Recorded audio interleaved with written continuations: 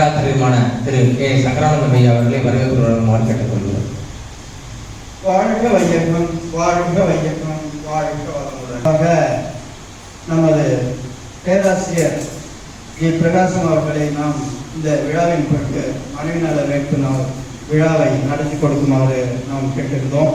அதற்கு இசைந்து அவர்களும் வருகை புரிந்துள்ளார்கள். எனவே அவர்களை இந்த நமது அறக்கட்டளையின் சார்பாக வருக வருக என்று வரவேற்று மகிழ்கிறோம். மேலும் காட்பாடி, கல்புதூர், சத்யாநகர் மற்றும் உள்ள காந்தி நகர் முனிவேல் ஐயா அவருடைய துணைவியாரும் இங்கே மேடையில் அமருமாறு அன்போடு கேட்டுக்கொள்கிறோம். ஒன்று மனைவிக்குன்னு எல்லாரும் ஒவ்வொரு நாள் கொண்டாடுறோம். தந்தையர் தினம் கொண்டாடுறோம், குழந்தைகள் தினம் கொண்டாடுறோம், பல்வேறு தினங்கள். இன்னும் கொஞ்சம் போனால் நேற்று பார்த்தீங்கன்னா இந்த சர்வீஸ் பண்ணி இந்த உணவு எடுத்துன்னு வராங்க பாருங்க, அதுக்கு கூட ஒரு தினம் விழாவும்.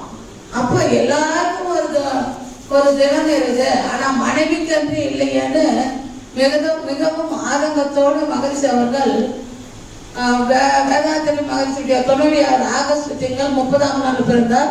அதே நாளையே மனைவி நல வேட்பு நாளாக நம்ம கொண்டாடுறோம். இப்ப பெண்ணினுடைய மதிப்பு, ஒரு பெண்ணினுடைய மதிப்பு ஒரு பெண் ஆணுக்கு தெரிவதை விட ஒரு பெண்ணுக்கு தெரியும். அப்ப பெண்ணினுடைய மதிப்பு என்ன அப்படின்னு நாம பார்க்கும்போது மகரிஷி அவர்கள் 14 திட்டத்தை கொண்டுள்ளார். போரில்லா நல்லுலகம், பொருள்துறையில் சமநீதி, நேர்மையான ஆட்சி முறை, நிலவுலோர் ஆட்சி, சீர் செய்த பண்பாடு, சிந்தனையோர் வழிவாழ்வு, சிறப்புணர்ந்த பெண் மதிப்பு. இதுல சிறப்புணர்ந்த பெண் மதிப்பு, சிறுவர் தட்டே விளையாட்டு, தேர் திருவிழா தவிர்த்தல், பல கடவுள் பல மதங்கள் ஒழித்து உண்மை ஒன்றை தேர்ந்தெடுத்தல் சொல்றார். 14 திட்டத்துல 7வது திட்டமாக பெண்கள், அதாவது பெண்ணினுடைய மதிப்பு. இப்ப ஆணின்றி பெண் இல்லை, பெண்ணின்றி ஆண் இல்லை, ஆணும் பெண்ணும் கூடிய ஒரு கூட்டு சமுதாயம் தான் இந்த உலகம். அந்த உலகத்துல பாதி ஆண்களையோ பாதி பெண்களையோ பெற்றது யாருன்னு பார்த்தீங்கன்னா ஒரு பெண்ணு தான். எல்லையற்ற ஆற்றல் உள்ள இறைவன் திரு உள்ளம் என்ன, எவ்வுயிரும் தோன்றுதற்கு ஏற்றதொரு திருவழியாய் வல்லமையாய் பெண்ணினத்தை வடிவமைத்தான் அற்புதமே, வாழ்ந்து வரும் மக்கள் இனம் இவ்வளம் அறிந்தோர் எத்தனை பேர். எல்லையற்ற ஆற்றல், ஒரே ஒரு ஆற்றல் தான் பெண்கள் கிட்ட. என்னன்னு பார்க்கும்போது அதுதான் சாமிஜி அவர்கள் எல்லையற்ற ஆற்றல் உள்ள பெண்ணுன்னு சொல்றாங்க. இப்போ ஒரு சமுதாயத்தை, அதாவது இந்த இனப்பெருக்கத்தை உற்பத்தி செய்யக்கூடியது யாருன்னு பார்த்தீங்கன்னா ஒரு பெண்ணு தான். அதனால்தான் அந்த பெண்ணு கிட்ட தான் பார்த்தீங்க, ஆணு கிட்ட அந்த கர்ப்பப்பை ஒப்படைச்சிருக்கூடாதா? இறைநிலை இல்லை. ஏன் பெண் என்பவள் பெருமைக்கும் உரியவள், பொறுமைக்கும் உரியவள். அப்ப அந்த பொறுமை யார்கிட்ட இருக்குதுன்னு பார்த்தீங்கன்னா ஒரு பெண்ணிடத்தில் தான் இருக்குது. அதனாலதான் அந்த கர்ப்பப்பை, அதாவது இனப்பெருக்கத்தை வளரக்கூடியதை இறைநிலை பார்த்தீங்கன்னா பெண்கள் இடத்தில் கொடுத்துருக்குறாங்க. அப்ப அந்த பெண்ணினுடைய மதிப்பை ஒவ்வொரு ஆணும் ஒவ்வொரு பெண்ணும் புரிந்து கொள்ள வேண்டும். இப்ப ஒவ்வொரு ஆணும் புரிந்து கொள்ளணும்னா பெண்ணினுடைய, நம்ம ஈஸியா சொல்லிடுறாங்க, அந்த பெண்ணினுடைய மதிப்பு என்ன அப்படின்னு பார்க்கும்போது கொஞ்ச நேரம் அலசி ஆராயணும். ஒவ்வொரு குடும்பத்தையும் உற்பத்தி செய்பவள் யாருன்னு பார்த்தீங்கன்னா அந்த பெண்ணு தான். தாயாகவும் தமக்கையாகவும் தாரமாகவும் எல்லாமாகவும் இருப்பவள் யாருன்னு பார்த்தீங்கன்னா அந்த பெண்ணு. அப்ப அந்த பெண்ணு பார்த்தீங்கன்னா பிறந்தது முதல் வளர்ந்து வாழ்ந்து இறக்கும் தருவாய் வரையில அந்த பெண்ணு வந்து அதனுடைய எந்த அளவுக்கு பாடுபடுகிறாள் அப்படின்னு நம்ம ஒரு சிறிது நேரம் கணம் வந்து நம்ம நினைத்து பார்க்கணும். அப்போ ஒவ்வொரு பெண்ணும் பார்க்கும்போது நாம நினைக்கிறோம், நம்ம ஒரு வேலைக்கு போயிட்டா தான் அந்த பெண் வந்து சிறப்படையவள்னு நினைக்கிறோம். ஆனா வீட்டில் இருந்து பாருங்க, வீட்டுல குழந்தைங்கள இப்போ பெண்கள் பார்த்தீங்கன்னா, ஆனா பெண்களுடைய மதிப்பு வந்து ஒவ்வொருவரும் புரிந்து கொள்ளணும். ஆனா இன்றைய காலகட்டத்தில் பார்த்தீங்கன்னா பெண்கள் எந்த அளவுக்கு இருக்கிறான்னு பார்த்தீங்கன்னா மிகவும் கேவலமான ஐடி கம்பெனி வந்தாலும் வந்துச்சு, சம்பாதித்தாலும் சம்பாதிக்கிறாங்க. ஆனா நிறைய பெண்கள் பார்த்தீங்கன்னா பியூட்டி பார்க்க 10,000 செலவாகுதுன்றாங்க. எனக்கு நான் வேலைக்கு போகல, எனக்கு 30,000 கொடுன்றாங்க. அரட்டை ஆரம்பத்தில் நான் பார்க்கும்போது தானே இதெல்லாம் இப்படி இல்லாம ஒரு பெண்கள் இருப்பாங்க அப்படின்னு. ஏன்னா ஒரு பெண்ணுடைய மதிப்பை யார் புரிஞ்சுனா ஒரு பெண்ணு தான் புரிஞ்சுக்கணும். அதனாலதான் அந்த பெண் வந்து நமக்கு பேசணும். நம்ம அப்ப அந்த அளவுக்குலாம் நாம் போகாம நம்முடைய பணி என்ன, குழந்தையை வளர்ப்பது தான். கணவனுக்கு என்ன தேவையோ அதை செய்வது தான். அதனால தான் பார்த்தீங்கன்னா எல்லா பொறுப்பும் நம்ம கிட்ட இருக்குது. அதனால தான் பெருமைக்கு உரியவர் பெண்ணுன்னா சும்மா கிடையாது. சும்மாவே பெருமையா அந்த அம்மா பெருமையா பேசிட்டு போயிட்டாருப்பா, அவங்களுக்கு பெண்ணுக்கு உரிமை கொடுத்துட முடியுமா? கொடுக்க முடியாது. அதனால ஒவ்வொரு பெண்ணும் பெண்ணுடைய மதிப்பை நாம் புரிந்து கொள்ள வேண்டும். அதனால ஒவ்வொரு ஆணுடைய கடமையும் பார்க்கும்போது பெண்ணுக்கு நம்ம முன்னுரிமை கொடுக்க வேண்டும். அப்ப அந்த முன்னுரிமை இப்ப ஒரு சமையலே செய்தாங்கன்னா கூட பார்த்தீங்கன்னா அந்த அம்மா நல்லாவே சாமிஜி பார்த்தீங்கன்னா ஒரு முறை அந்த அம்மா வந்து சமையல் செய்தாங்க, உப்பே போடலைங்க, உப்பு போடல. அப்ப சாமிஜி அந்த அம்மா கேட்கறாங்க, எங்க எப்படிங்க இருந்துச்சு சமையல? ரொம்ப அருமையா இருந்துச்சு பண்ணாங்க. அப்ப அந்த அம்மா வந்து வாயில் போட்டு பாக்குறாங்க. அவங்க அம்மா உட்காரும்போது சாப்பிடும்போது பார்த்தா உப்பு இல்லை. ஐயோ உப்பே நீங்க நல்லா இருக்குன்னு சொன்னாரு. அப்ப அவங்க சொல்லி பாருங்க, அடுத்த முறை நாம தான் பெண்களே திருத்திப்பாங்க கொஞ்சம் கொஞ்சமா. நம்ம திருத்திக்கணும், நாம போடாத உப்பு போட்டுன்னு சொன்னாரு நம்ம கணவரு, அடுத்த முறை வரும்போது அவருக்கு என்ன செய்யணும்ன்ற அளவுல நாம வந்து அந்த திட்டத்தை வகுத்து ஒவ்வொருவரும் பெண்கள் வந்து புரிய வேண்டும். திட்டம் வகுக்கணுங்க. திட்டம் இல்லாம குடும்பம் நடக்காதுங்க. ஒவ்வொருடைய குடும்பத்தினுடைய பேர் ஆணியாகவும், அதாவது இந்த பேஸ்மட்டமாக இருப்பது யாருங்கிறது ஒரு பெண்ணு தான். அந்த பெண்ணை வந்து சரியான கடைக்கால் ஒரு வீடு கட்டுறதுன்னா அது கடைக்கால் பேஸ்மட்டம் சரியா இருக்கும். பேஸ்மட்டம் சரியா இருந்தால் மேலே எழுப்பக்கூடிய சுவர் நல்லா இருக்கும். அந்த சுவர்கள் நல்லா இருக்கும் போது அந்த வீடுலாம் வந்து ஒரு கட்டமைப்பு சரியாக இருக்கும். அது போலதான் பாத்தீங்கன்னா ஒரு பெண்ணு வந்து ஒரு பேஸ்மட்டம் மாதிரி அந்த வீட்டுக்கு அடி கடைக்கால் மாதிரிங்க. அந்த ஒரு வீட்டுல ஒரு பெண் இல்லைன்னா அந்த குடும்பமா இருக்காது. ஒரு வீட்டுல ஒரு ஆண் இல்லைனாலும் குடும்பமா இருக்காது. ஆனா ஒரு பெண் ஆண் இல்லாமல் வாழ்ந்துடும். ஆனா ஒரு ஆண் பாருங்க பெண் இல்லாமல் வாழ முடியாது. ஏன்னா அவங்களுக்கு தேவையானது என்னென்ன வேணும்ன்றது பெண்களுக்கு தெரியும். இப்போ வந்து கத்துக்கிறாங்க ஆண்கள், பரவாயில்ல, இப்ப நிறைய பேர் கத்துக்கிறாங்க. அதனால நம்ம ஒவ்வொருவரும் பெண்ணினுடைய மதிப்பை சொல்லி என்ன பண்ணோம்னா நிறைய இருக்குதுங்க. அதனால ஒவ்வொரு பெண்ணும் வந்து நம்முடைய பணி என்ன, நம்முடைய திட்டம் என்ன, நம்முடைய அதை எப்படி கொண்டு போக வேண்டும், விட்டு கொடுத்த தியாகம், சகிப்புத்தன்மை, இந்த 3 இருந்துட்டாவே போதுங்க ஒரு குடும்பத்துல. அந்த குடும்பமாக இருக்கும், செழிப்பா இருக்கும், அப்ப அமைதி இருக்கும். அப்ப சாமியுடைய கொள்கைன்னா தனி மனிதன் அமைதி, குடும்ப அமைதி, ஊர் அமைதி, உலக அமைதி. அப்ப உலக அமைதி எங்கிருந்து வந்துடும்? தனி மனிதன்கிட்ட அமைதி வந்துச்சுன்னா எல்லாமே வந்துடும். அதனால ஒவ்வொருவரும் பெண்ணுடைய மதிப்பை உணர்ந்து போற்றி வாழ்வோம் என்று கூறி இந்த சிந்தனையை நிறைவு செய்கிறேன். வாழ்க வையகம், வாழ்க வையகம், வாழ்க வளமுடன். உடல் நலத்தை சீரமைத்து வீவித்த குருவே வாழ்க.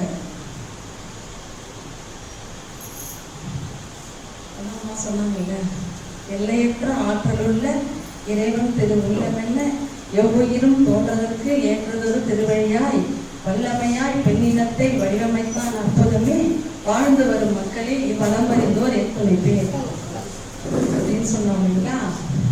மகரிஷியை தவிர யாரும் பெண்ணுக்கு வந்து சொன்னதா சரித்திரம் இல்லைன்னு தான் நான் நினைக்கிறேன். ஆனால் சொல்லியிருக்காங்க. ஆனால் வந்து பயிற்சியோட சொன்னது வந்து வேதாத்ரி மகரிஷி அவங்க. அது மட்டுமா சொல்லியிருக்காங்க. இன்னைக்கு நம்மலாம் இங்கே வந்து மனித குலம் அமைதியாக வாழ வேண்டும் என்று சொல்கிறோம். ஆனால் இன்னைக்கு அமைதியாக வாழ்கிறோமா? பட்டதாரிகள் தான் தத்துவம் பேச வேண்டும். மனவளக்கலை பேராசிரியர்கள் எல்லாரும் பசுவிட்டோம் இல்லைங்களா. கல்லூரி பேராசிரியர்களும் தத்துவம் பேச வேண்டும் என்ற காலம் மாறி இன்னைக்கு மனவளக்கலை பேராசிரியராக இருக்கிறவங்களாம் யாருங்க? எல்லாம் ஹவுஸ் ஒய்ஃப்ஸ் தான் நிறைய பேர். நானும் அப்படிதான் வந்தேன். ஐயாக்கெல்லாம் தெரியும் தாய் அறக்கட்டளை இது. இந்த அளவுக்கு நாங்கள்லாம் வந்திருக்கோம்னா அவங்க இங்கே வந்து அவங்க தான் வேதாத்ரி மகரிஷியை வந்து இன்ட்ரோடியூஸ் பண்ணாங்க. எல்லாரும் எதுக்கு நம்ம வரோம் மண்டபத்துக்கு? நல்லா இருந்தால் வருவோமா? எதனா ஒரு பிரச்சனையோட தான் வரும். ஏங்க யோகா கிளாஸ் போறீங்கன்னு கேட்டால் என்ன சொல்லுவீங்க? ஃபர்ஸ்ட் எப்படி வந்திருப்போம்? நம்ம எதனா ஒரு உடல்ல ப்ராப்ளம் வந்திருக்கும், அதனால தான் வரும். தூக்கம் இல்லாமல், உடம்பு சரியில்லாமல், எவ்வளோ சோதனை, போட்டி, பொறாமை, வஞ்சம் எல்லாத்துக்கும் எது ரிலீஸ் பண்ணிச்சு நம்ம மனவளக்கலை. எனக்கு ஆச்சரியமா இருக்கு, ரொம்ப சந்தோஷமா இருக்கு இவ்வளோ பேர் இருக்கிறது. ஐயா வந்திருந்தாங்க அன்னைக்கு. ஆனால் எல்லாரையும் எதிர்பார்த்தாங்க இவங்கெல்லாம் வருவாங்க, கண்டிப்பாக யூஃபோட வருவாங்க, அம்மா வருவாங்க, வேத சுப்பையா வந்து அன்னைக்கு. ஆனால் அன்னைக்கு வர முடியல போல இருக்கவங்களுக்கெல்லாம் நாங்கள் ரொம்ப எதிர்பார்த்தோம். இந்த அளவில் நம்ம முடிச்சுக்கலாம்னு நினைக்கிறேன். ஏன்னா ஐயா வந்திருக்காங்க. அவங்கள வந்து பேச சொல்லலாம். எங்களுக்காக டிப்ளமா கிளாஸ்ல கூட நிறைய எடுத்து கொடுத்துருக்கிறாரு. இருக்கைகள்லாம் கூட ஒரு 5 இருக்கைகள் நமக்காக டொனேஷன் பண்ணி வாங்கி கொடுத்துருக்கிறாரு. அந்த மாதிரி சத்யாநகர் அறக்கட்டளைக்காக. அதனால் ஐயா அவர்களை இந்த நிகழ்ச்சியில் நாம் தொடர்பு கொண்டு அவர் செய்கிறோம்னு சொல்லும்போது உடனே வரங்க ஐயா, அதுக்கு போய் நாங்கள் சத்யாநகர் நோ அப்ஜெக்ஷன் அப்படின்ட்டேன், ரொம்ப சந்தோஷம் ஐயா அப்படின்னு சொல்லி வாழ்த்துக்கள் தெரிவிச்சிருக்கிறோம். ஐயா அவர்களை இந்த மனைவி நல வேட்பு நாள் பற்றிய விளக்கத்தையும் அதனுடைய தொடர்ச்சியாக இதை என்ன செய்ய போறோன்ற விளக்கத்தையும் கொடுத்து இந்த நிகழ்ச்சி நடத்தி கொடுக்குமாறு உங்கள் சார்பிலே அவரை அன்போடு நன்றி கொள்கிறோம். நன்றி, வணக்கம்.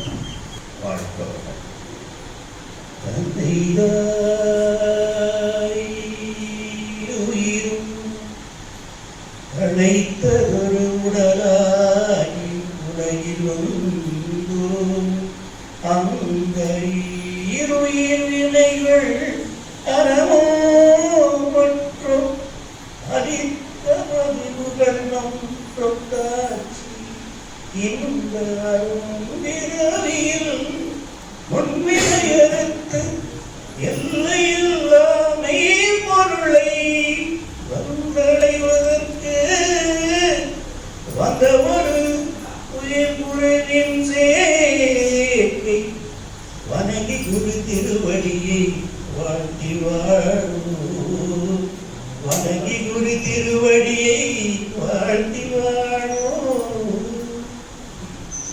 விழி கிடைக்குமா அபய குரல் கேட்குமா, விழி கிடைக்குமா அபய குரல் கேட்குமா, வேதாத்திரியத்தில் இடம் கிடைக்குமா, அலை மீது அலையாத துயர் வந்து சேரும் போது, அலை மீது அலையாத துயர் வந்து சேரும் போது அஞ்சாதே நான் என்ற குரல் கேட்குமா, நீ அஞ்சாதே எனும் அபய குரல் கேட்குமா, விழி கிடைக்குமா அபய குரல் கேட்குமா, வேதாத்திரியத்தில் நிழல் கிடைக்குமா.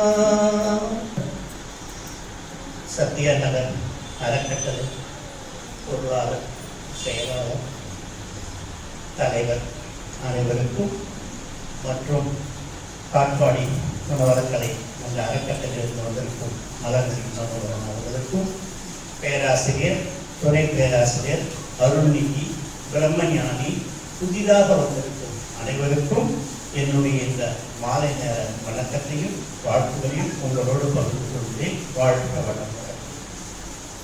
பெண்ணின் பெருமை என்றால் வாழ்வின் இனிமை.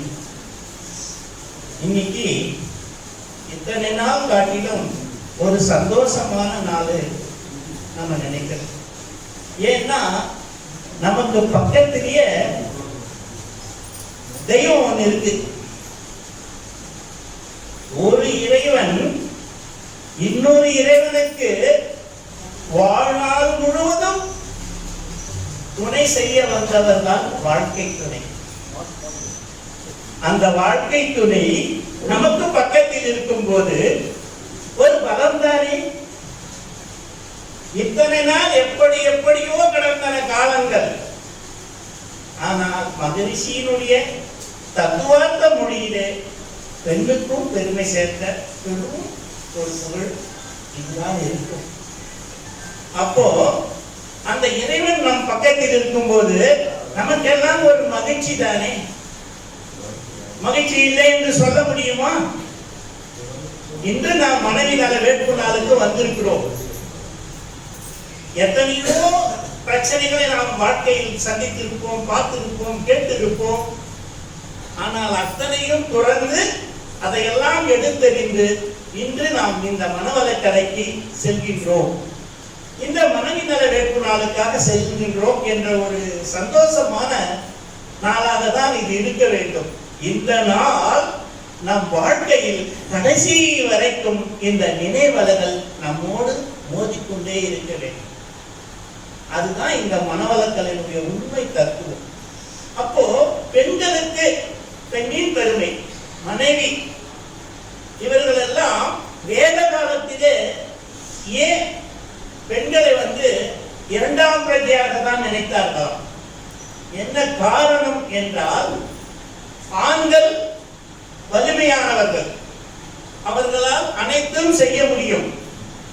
அவர்கள் செய்யும் தவறுக்கு பெண்களை காரணம் காட்டி, உன்னை மணந்து வந்தேன், உனக்கு என்ன வேண்டும்? உணவு வேண்டும், உடை வேண்டும், இருக்க இடம் வேண்டும். அதை வரைக்கும் பார்த்து கொண்டு உன் வேலையை பார். ஏனென்றால் அவர்கள் செய்யும் தவறுக்கு அனைத்தையுமே பெண்ணை அடக்கும் முறையில் ஆண்டார்கள். ராஜாக்கள் படையெடுத்தார்கள். நாட்டை கவர்வதில் காட்டிலும் பெண்களை, வலிமை மிக்க பெண்களையும் அழகான பெண்களையும் அவர்கள் கதவு கொண்டு போனார்கள். அவர்களிலிருந்து தங்களை காத்துக் கொள்ள வேண்டும் என்ற ஒரே காரணத்துக்காக பெண்களை வீட்டில் அடைக்கப்பட்டார்கள். அந்த காலங்களில் அடுப்பூதும் பெண்களுக்கு படிப்பதற்கு பாரதியார் வந்தார். மங்கையாய் பிறப்பதற்கே மாதவம் செய்திட வேண்டும் அம்மா என்றார். ஒரு பெண்ணாய் பிறப்பதற்கே ஒரு பெரும் தவம் செய்ய வேண்டுமா? அப்போ அந்த பெண்ணுக்கு கொடுக்கின்ற பெருமை, முக்கிய தத்துவம், வாழ்க்கையின் சிறப்பு, அவர்கள் என்ன என்றால் என்ன இருக்கிறது அங்க? அப்போ இந்த பரிணாம வளர்ச்சியில இந்த நிலை எப்பொழுது தோன்றியது? அப்படி என்று பார்த்தால், ஓரறிவு தாவரம், ஈரறிவு புழு, மூன்றாவது அறிவிலே தான் ஆண் பெண் வேதம் தொடங்கியது என்று சொல்கிறார்கள். ஈக்களிலே ராணி தேனி என்று பார்த்திருப்பீர்கள். அதற்கு என்ன பணி என்றால் குட்டி போடுவதுதான். ஆனால் அதற்கு லேபர் என்று ஒரு ஈக்கள் இருக்கிறது. இவர்கள் எல்லாம் போய் அந்த தேனை சேகரித்து கொண்டு வந்து கொடுக்கும் போது அது குட்டி போட வேண்டியது. அந்த நேரத்தில் தான் ஆண் என்றும் பெண் என்றும் ஒரு பேதம் வந்து பிரிந்தது. அப்போ ஆணை வந்து படைக்கும், அதாவது காக்கும் துவாவும், பெண்ணை வந்து படைக்கும் பொருளாகவும் ஒரு ஏற்பாடு உலகத்தில் பிரபஞ்சத்தில் தோன்றியதா ஒரு சொல்றாங்க. பிரம்மா, அம்மா. பிரம்மா உலகத்தை படைக்கிறாங்க, அம்மா உயிர்களை படைக்கிறாங்க.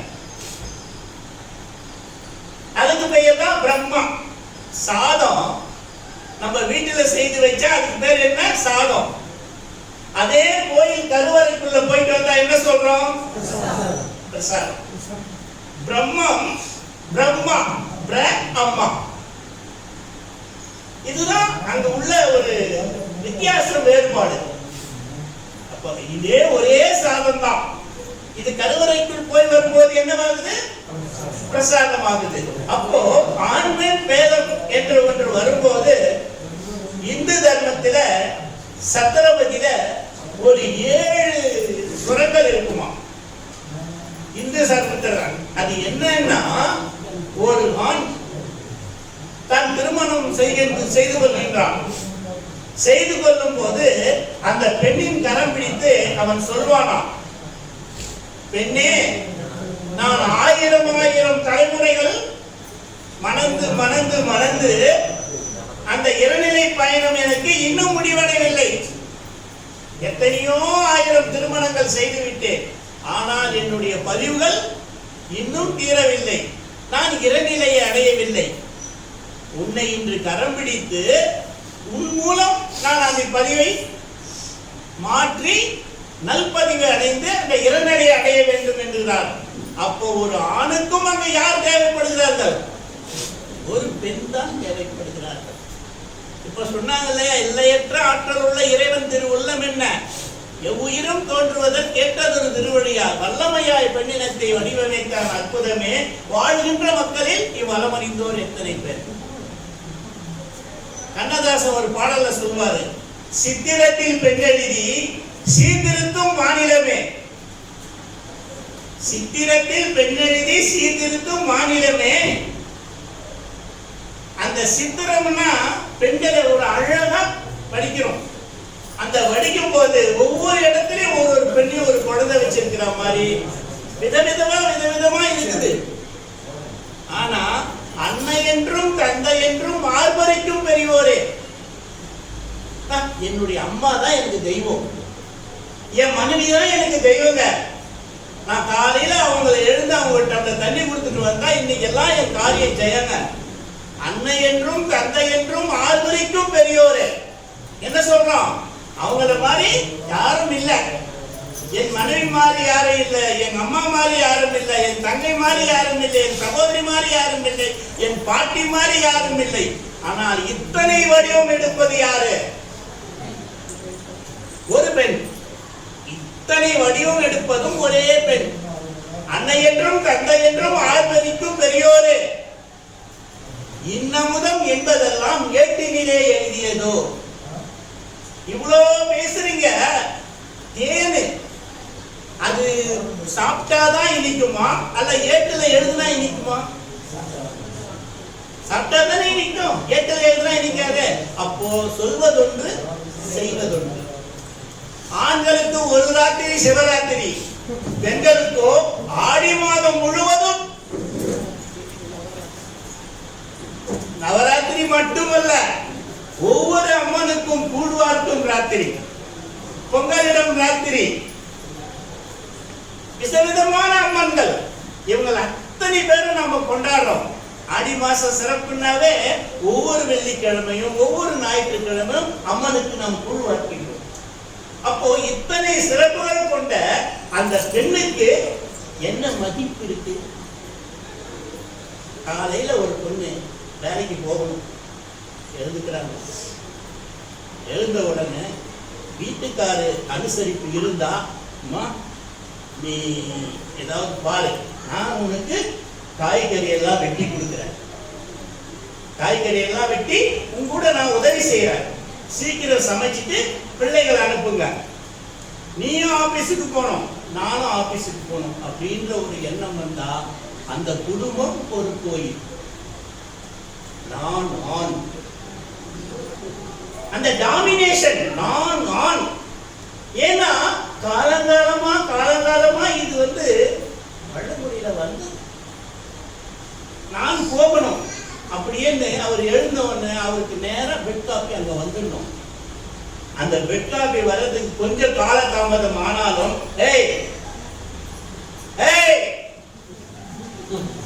என்ன ஆச்சு காப்பி, அவர் செய்தித்தாளை எடுத்து படிச்சுக்கிட்டு இருப்பார். தன்னுடைய வாழ்க்கை துணை தானே, 2 பேரும் சம்பாதிக்கிறோம், 2 பேரும் ஓடுகிறோம், 2 பேரும் வாழ்க்கையில் கஷ்டப்படுகின்றோம். ஆனால் கொஞ்சமாவது அந்த பாசம். எங்க அம்மா விட்டு எங்க அம்மா என்னை இந்த வேலையெல்லாம் வாங்கினது கிடையாது. ஆனால் அது உங்க அம்மாவோட நீ வாழ்ந்த வாழ்க்கை வேறு. இப்ப நீ ஒரு பெண்ணை கரம் பிடித்திருக்கிற, உன்னை கரம் பிடித்தே வாழ்க்கை ஒளிமயமானதுன்னு சொல்ற. அப்போ கரம் பிடித்து வந்தவங்களை நாம எப்படி வச்சிருக்கணும்ன்ற ஒரு எண்ணமே இல்லை. அவர் என்ன பண்ணுவாரு? அவருக்கு 8:30 மணிக்கு ஆபீஸ் போவாரு, பிள்ளைங்க 9:15 ஸ்கூலுக்கு போகணும், இவங்க 10 மணிக்கு ஆபீஸ் போகணும். இது என்ன பண்ணுவாங்க? ராத்திரியே காய்கறி எல்லாம் வெட்டி வச்சுக்குவாங்க. எல்லாம் வச்சு காலையில போடலாம்னா காலையில எழுந்துக்கும் போது உடம்பு சரியில்லை, அவங்களால என்ன பண்ண முடியல, சமைக்க முடியல. அவர்கிட்ட சொல்றாங்க, அவர் ஒரு அன்பும் மிகுதியாய் இருந்து மனைவி மேல் பாசம் உள்ளவராயிருந்தா சரி விடுமா, நான் போய் மங்கள விலாஸ்ல டிபன் வாங்கி வந்துடுறேன் அப்படின்னு. அன்பு மிகுதி இல்லைன்னா என்ன பாரு, ஹோட்டலுக்கு கொடுக்கறதுக்கு தான் எனக்கு சரியா இருக்கு. இதை மட்டும் விட மாட்டாரு. அவங்க அம்மா போன் பண்ணுவாங்க, என்னடா ஆபீஸுக்கு கிளம்பிட்டியா, குழந்தைங்க எல்லாம் ஸ்கூலுக்கு கிளம்பிட்டாங்களா, என்ன பண்றா உன் பொண்டாட்டி அப்படின்னுவாங்க. இவர் என்ன சொல்லுவாரு? அம்மா எல்லாம் நடந்துக்குதுன்னு சொன்னா அவரு நல்லவரு, இது வேற நீ கேட்க வந்துட்டியா அப்படின்னு சொன்னா அங்க என்ன இருக்கு? அந்த பிள்ளை சரியா திருத்தல. அவங்களை கேட்கும் போது அவங்க என்ன சொல்றாங்க? காலையில எழுந்தாரு, இன்னைக்கு சாயங்காலம் போய் போய் அந்த ஆதார் கார்டு எல்லாம் பாத்திட்டு வந்துரு, அப்ப அதை செய்ய எல்லாம் சொல்லிட்டு போயிட்டார். அவன் புல்லானாலும் புருஷன் அப்படின்னு சொல்லி அவர் சொன்ன வாக்குக்காக ஒரு புருஷனுக்கு ஒரு காம்பினேஷன் கொடுக்க உன்னால முடியல அப்படின்னு அவர் என்ன பண்ணி சொன்னாரு? ஆழ்ந்த அமைதிக்கு போக போகின்றோம். அருட்காப்பு தெரியும், இருந்தாலும் நான் சொல்றேன். அருட்பேராற்றல் மனசுக்குள்ள சொல்லிக்கங்க. அருட்பேராற்றல் எல்லா தொழில்களிலும் உறுதுணையாகவும் பாதுகாப்பாகவும் நல்ல வழி நடத்தியாகவும் அமையுமாக. நல்ல ஒரு ஆழ்ந்த அமைதியில் இருங்க. இந்த மூச்சு ஓட்டத்தையே கவனித்துக் கொள்ளலாம்.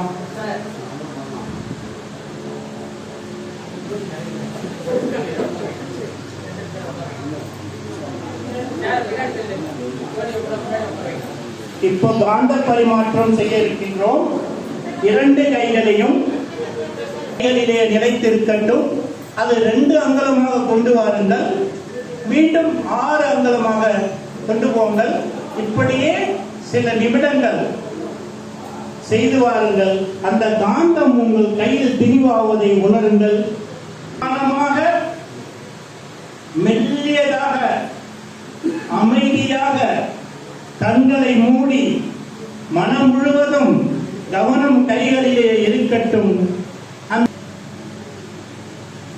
காந்தம் நன்கு திரிவடைவதை உணருங்கள்.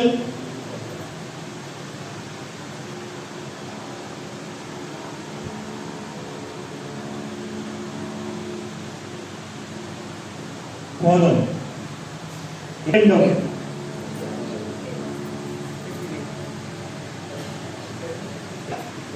நீங்க உணர்ந்த அந்த காந்தத்தை அவங்களுக்குள்ள டிரான்ஸ்லேஷன் பண்றீங்க, அவங்களும் உங்களுக்குள்ள பண்றாங்க. நீங்கள் உணர்ந்த காந்தத்தை ஒருவருக்கு ஒருவர் மங்கையே, நற்குணவதியே, பெண்குலத்தின் பெருவிளக்கே, உங்கள் கணவன் என்ற முறையில் ஆற்ற உள்ள கடமைகளில் வாழ்க வையகம், வாழ்க வளமுடன். வாழ்க வையகம், வாழ்க வளமுடன். சிறிது நேரம் கைகளையே கவனிச்சு நிறுங்க.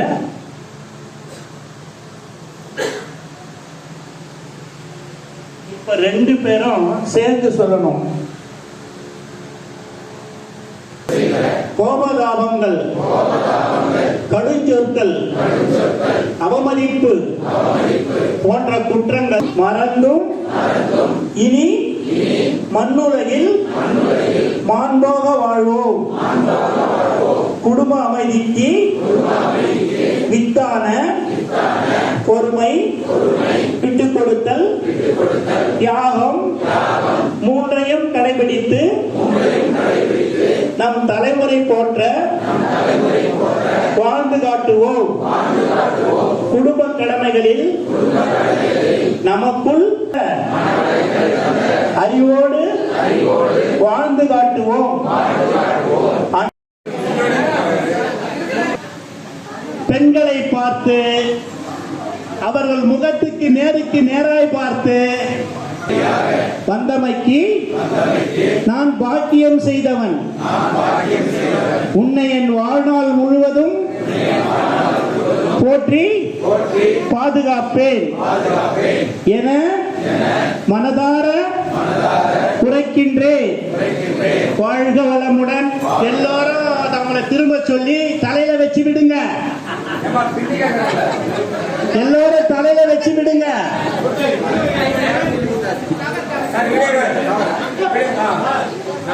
எல்லோரும் தலையில வச்சு விடுங்க.